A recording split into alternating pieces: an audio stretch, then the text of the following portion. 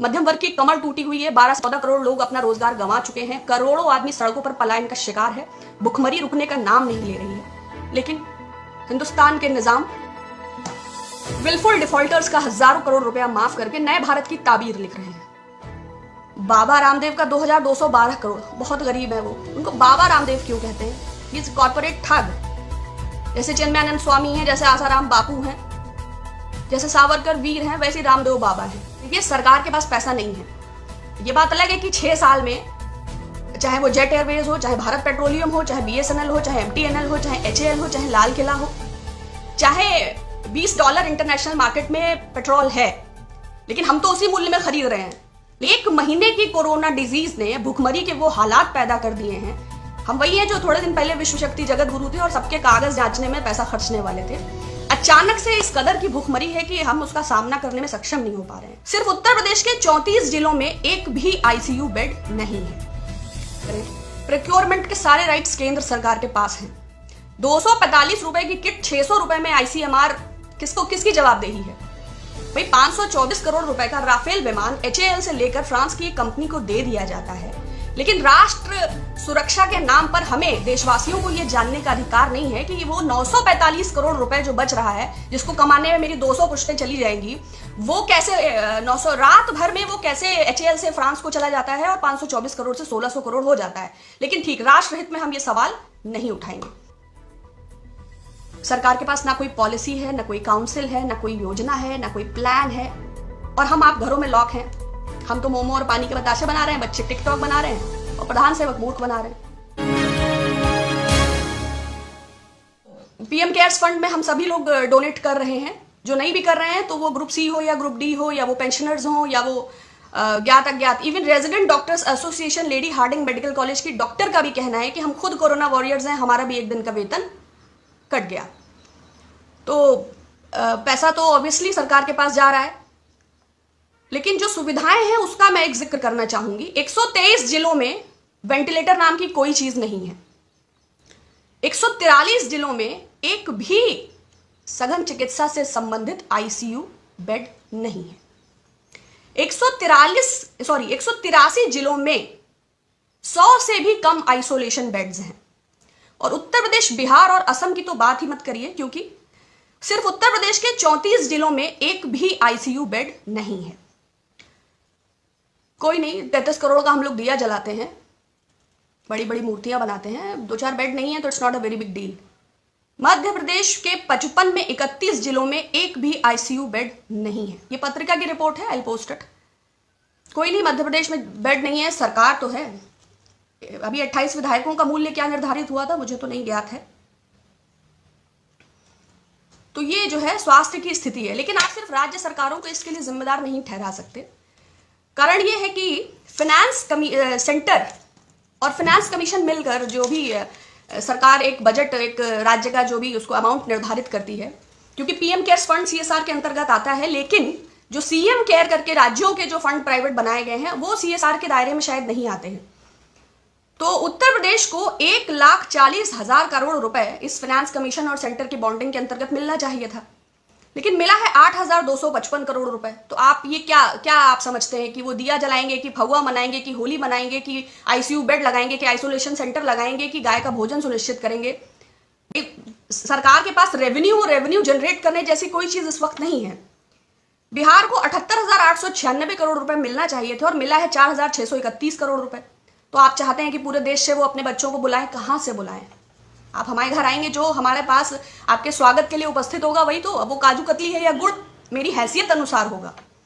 Waste Bengal को 58,900 करोड़ रुपए मिलना चाहिए था, मगर मिला है 3,462 करोड़ रुपए, जिसका तकादा मुख्यमंत्री ममता बनर्जी कई बार कर चुकी हैं। मध्य प्रदेश को 61,000 करोड़ मिलना चाहिए था, लेकिन मिला है 3,600 करोड़ रुपए। तो राज्य सरकारें क्या करें? प्रोक्योरमेंट के सारे राइट्स केंद्र सरकार के पास हैं। 245 रुपए की किट 600 रुपए में ICMR किसकी जवाबदेही है? भाई 524 करोड़ रुपए का राफेल विमान HAL से लेकर फ्रांस की एक कंपनी को दे दिया जाता है, लेकिन राष्ट्र सुरक्षा के नाम पर हमें देशवासियों को यह जानने का अधिकार नहीं है कि वो 945 करोड़ रुपए जो बच रहा है, जिसको कमाने में मेरी 200 पुश्तें चली जाएंगी, वो कैसे 900 रात भर में वो कैसे HAL से फ्रांस को चला जाता है और 524 करोड़ से 1600 करोड़ हो जाता है। लेकिन ठीक, राष्ट्रहित में हम ये सवाल नहीं उठाएंगे। किट कैसे तमिलनाडु में 400 रुपए की और 600 रुपए की, क्या तो अगर केंद्र सरकार के पास प्रोक्योरमेंट के राइट्स हैं और वही राज्य सरकारों के लिए सब कार्य कर रही है, तो क्या एक आम भारतवासी को ये जानने का अधिकार नहीं है? या सार्वजनिक मूल्य इसका क्या है, ये सरकार इसको स्पष्ट क्यों नहीं कर देती? ऐसे समय में जबकि लोग भटक रहे हैं, रो रहे हैं, उनके पास भोजन नहीं है, लोग बर्बाद हो गए हैं, ऐसे समय में भी मुनाफाखोरी और भ्रष्टाचार, क्या ये सरकार के संरक्षण और सहयोग के बिना संभव है? मैं इत्तेफाक नहीं रखती, आप यकीन करते हैं तो अलग बात है। तीसरी खास बात, देखिए सरकार के पास पैसा नहीं है।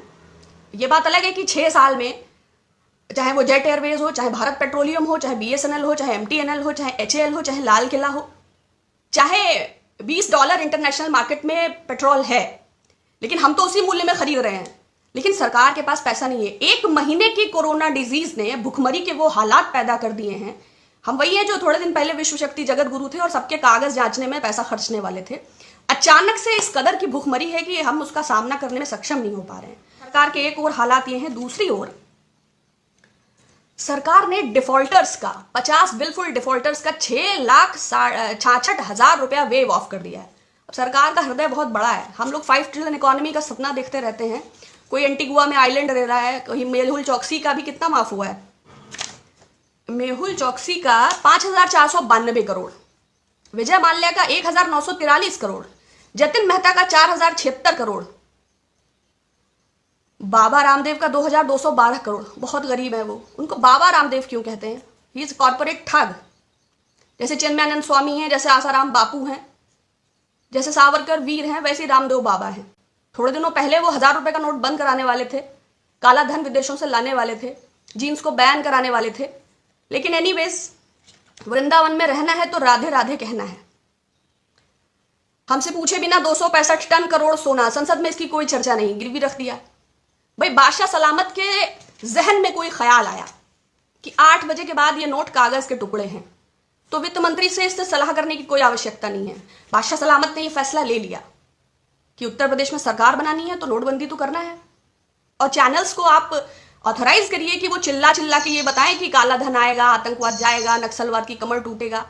और लोगों का क्या है, they are busy with Photoshop industry, they are busy with so many things are there even though. लेकिन बैंक फ्रॉड का इतना बड़ा अमाउंट, 32,868 टोटल बैंक फ्रॉड्स हैं और 100 करोड़ के बहुत सारे लोग इसमें इन्वॉल्व हैं। मैंने सिर्फ 2 ही 4 नाम लिए हैं। इसमें आप समझते हैं कि तुम मुझे खून दो मैं तुम्हें आज़ादी दूंगा, तुम मेरा रोल वेव ऑफ करोगे तो हम भी तो तुम्हें कुछ देंगे। क्या बिना किसी अंडर टेबल 60 गांठ के इतना हजारों हजार करोड़ रुपए, 6,66,000 करोड़ रुपए वेव ऑफ हो गया? वैसे सरकार स्पष्ट नहीं करेगी, लेकिन भारतीय जनता पार्टी के कुछ भारी भरकम चंदे हैं, कॉर्पोरेट चंदे। Gupta coal India private limited, coastal projects, diamond power infrastructure, Electrotherm India, और भी बहुत सारे होंगे। लेकिन खैर, देश नहीं बिकने देंगे, देश को किसी भी हालत में नहीं बेचना है। और हमारी धर्म और संस्कृति खतरे में है। न मालूम कब तुर्कों और मंगोलों का आक्रमण हो जाए और हमें जाके हिंदू कुश की पहाड़ियों में छुपना पड़े। तो प्लीज़ आप अपने हेरिटेज और अपनी संस्कृति को बहुत मजबूती से पकड़िए, और बाकी अच्छा होगा। क्योंकि भारत के जो, हिंदुस्तान के जो बादशाह सलामत हैं, उन्होंने राष्ट्र के नाम संदेश दिया और एक घोषणा की और 4 घंटे में भारत सड़कों पे आ गया। जब राज्य के मुख्यमंत्रियों से मशवरे की आवश्यकता नहीं है तो राज्य के देशवासियों को तो कोई गिनती ही नहीं है। वो जो 1,000-2,000 उद्योगपति हैं, उसके अलावा भारत में कोई नहीं रहता है। बस वो लोग थाली और ताली बजाने के लिए हैं कि प्रति मेरे 130 करोड़ भारतवासियों दिया जलाइए। मेक इन इंडिया में दिया ही बनाना शुरू कर दीजिए, बाद में जलाने के काम आएगा।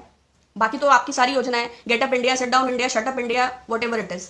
हमारे प्रधानमंत्री जी ने इन सबको दरकिनार करते हुए एक पीएम केयर्स नाम का ट्रस्ट बनाया, जो आरटीआई के दायरे में नहीं आता, जो सीएजी के दायरे में नहीं आता, जिसको प्राइवेट ऑडिटर्स ऑडिट करेंगे और जिसमें तमाम लोग धन दे रहे हैं, जिसमें पहले हफ्ते में ही इसके अनाउंसमेंट के बाद 6,500 करोड़ रुपए जमा हुआ था।